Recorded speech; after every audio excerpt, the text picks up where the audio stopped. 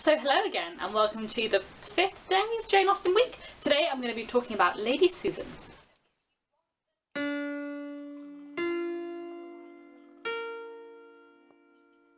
I have spoken about Lady Susan on this channel a couple of times before. It is an epistolary novella by Jane Austen that was written when she was a bit younger. We think she wrote it, or at least rewrote it, just after she'd written Sense and Sensibility, Pride and Prejudice and Northanger Abbey, but we're not entirely certain. Being a shorter work, it often comes alongside her juvenilia or unfinished work, so I have it with Sanditon, History of England, and a lot of her juvenilia. However, actually Lady Susan isn't that much shorter than Northanger Abbey, and I think it counts as a novel. I always like to count it as a novel because it is so good and it is so underrated and forgotten about, but I love it so much. So, Lady Susan is about a very, very different heroine to the rest of Jane Austen's. If you thought Anne Elliot was different by being 27, no.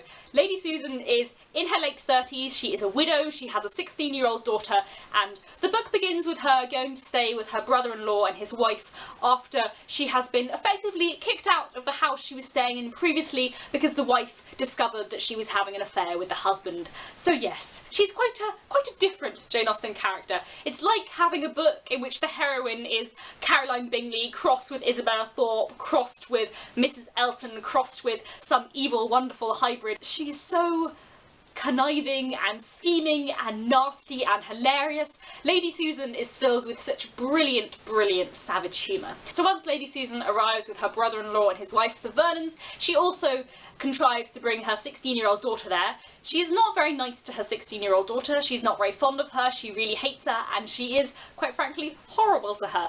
Another guest arrives at the house at the same time, which is the brother of Mrs. Vernon, so the brother of Lady Susan's sister-in-law, if that makes sense. And this brother is a much younger man who Lady Susan kind of decides that she is going to, not seduce exactly, but at least ensnare with her charms and bring over to her side, and she flirts with him mercilessly. She has no intention of marrying him, she's not in love with him. She at one point briefly considers that she could marry him, but decides that actually she doesn't really want the money, and you know, what's the point in being married unless you can have money from it? But she basically just messes him around and flirts with him terribly, even though she knows that her daughter is in love with him, and it's just so complicated and messy and nasty, and oh, I love it. It's brilliant.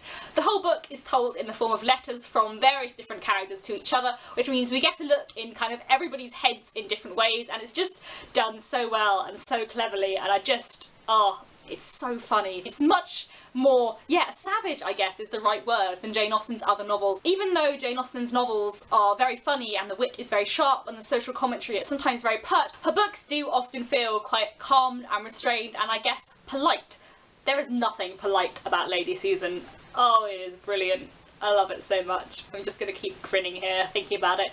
It is so different. I think even if you think you don't like Jane Austen, you might really like Lady Susan, and if you like Jane Austen, it is definitely something you should read to have a completely different look at another side of her writing. It wasn't published during her lifetime. It wasn't published till many, many years after her death, many decades after her death, in fact. It bears more resemblance, not in writing style, but in content to her juvenilia. In her juvenilia, there is a lot more like poisonings and suicide and really dramatic kind of gothic tropes, a lot of shoplifting and all that kind of stuff, and Lady Susan, I think, in terms of its content and its wit, is more similar to her early writings, even though I think the actual writing quality is more akin to her later, because I think it is really well written and a really strong book. There have not, to my knowledge, been any film adaptations of it previously, but there is one coming out next year entitled Love and Friendship, even though it is an adaptation of Lady Susan, not of Love and Friendship, which is another Jane Austen story, but anyway, I am so excited.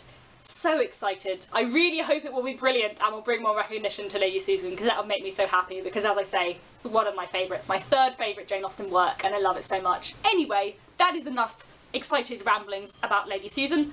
That's the doorbell going downstairs as well, so anyway, I will go now. Let me know in the comments if you've read Jane Austen. If you haven't, please read it. I'll be back tomorrow talking about another Jane Austen novel, in fact, my second favourite.